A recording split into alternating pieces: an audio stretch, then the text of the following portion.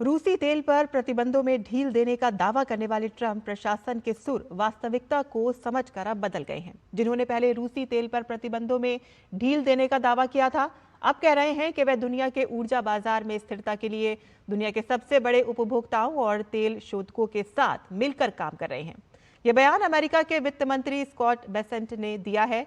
Scott Bessent ने कहा है कि वैश्विक तेल बाजार में स्थिरता बनाए रखना एक साझा उद्देश्य है और इसके लिए बड़े उत्पादकों, उपभोक्ताओं और रिफाइनरियों के साथ मिलकर काम किया जा रहा है।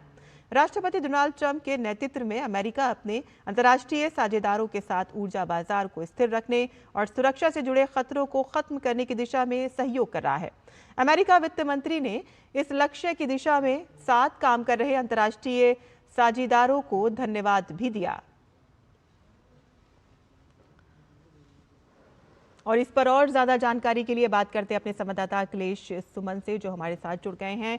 अखिलेश, जिस तरह से ईरान, इजराइल और अमेरिका का आपस में संघर्ष चल रहा है और दुनिया देख रही है और इसका सीधा असर तेल पर पड़ेगा, ये बात डोनाल्ड ट्रंप अच्छी तरह से जानते हैं और जिसकी वजह से बार बार वो ये बयान बदल रहे हैं। पहले वो उन्होंने रूस से तेल खरीदने पर ढील दी थी सभी मुल्कों को, लेकिन अब वो ये कह रहे हैं कि हम कुछ उत्पादकों, जो तेल रिफाइनरियों के साथ, हम उनसे बातचीत कर रहे हैं।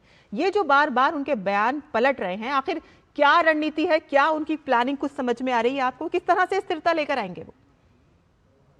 देखिए, निश्चित तौर पे उनका जो पहला असेसमेंट होता है, वो असेसमेंट उनका पूरा नहीं होता है। इसके बाद वो दूसरे असेसमेंट करते हैं, दूसरे असेसमेंट के बाद वो अपने बयान बदलते हैं, अपना स्टैंड बदलते हैं। आपने देखा कि पूरे टैरिफ वॉर के दौर में कभी उन्होंने 10%, कभी उन्होंने 12%, कभी उन्होंने 25%, कभी उन्होंने 50% इस तरह के टैक्स लगाए और उसके बाद उन्होंने फिर निगोशिएट करके कम किया। तो ये स्थिति है। डोनाल्ड ट्रंप का प्रशासन लगता है कि अभी भी पूरी बात को समझता नहीं है, दुनिया की हकीकत को। और उन्हें लगा था कि ईरान पे वो हमले करेंगे, 2 दिन में पूरा मामला शांत हो जाएगा और वे उसके बाद वो पूरी तरह से उस पर कब्जा कर लेंगे। लेकिन हकीकत कोई दूसरी है और ये हकीकत उन्हें अब समझ में आने लगी है कि इतना आसान नहीं है किसी और देश पर हमला करने का। क्योंकि देखिए, दुनिया में ऐसे उदाहरण भरे पड़े हैं। रसिया यूक्रेन संघर्ष अभी 4 साल से चल रहा है। गजा में अभी भी पूरी तरह शांति नहीं हुई। तो ऐसी स्थिति में डोनाल्ड ट्रंप को कैसे पता नहीं किसने बताया कि बहुत जल्दी आप अमेरिका ईरान से कब्जा कर लेंगे और वहां सत्ता परिवर्तन हो जाएगा, उसके बाद कोई समस्या नहीं होगी। इसीलिए मुझे लगता है कि अमेरिकी वित्त मंत्री का एक बयान आया है। इसके पहले आपने देखा होगा कि उन्होंने कहा था कि हम सैंक्शंस में ढील दे रहे हैं, हम 1 महीने के लिए छूट दे रहे हैं कि आप रशियन ऑयल खरीद सकते हैं। निश्चित तौर पे पूरी दुनिया में इस पर काफी प्रतिक्रिया हुई थी कि कौन आप होते हैं जो सैंक्शन में ढील देंगे।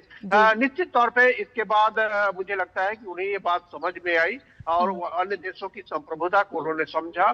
और अब इसीलिए अमेरिकी विदेश वित्त मंत्री का एक बयान आया है। उस बयान में उन्होंने कहा है कि हम दुनिया भर के अपने जो सबसे बड़े प्रोड्यूसर हैं और दुनिया के सबसे बड़े कह सकते हैं उपभोक्ता हैं, तो दुनिया की सबसे बड़ी रिफाइनरियां हैं, उनके साथ मिलकर काम कर रहे हैं ताकि ऊर्जा बाजार में स्थिरता बने रहे। मतलब जो तेल की, गैस जी की कमी अखिलेश, नहीं हो। और निश्चित तौर पे जी अखिलेश, एक देखना तरीके से होगा कहे कि कि आखिर किस तरह से स्थिरता लेकर आएंगे।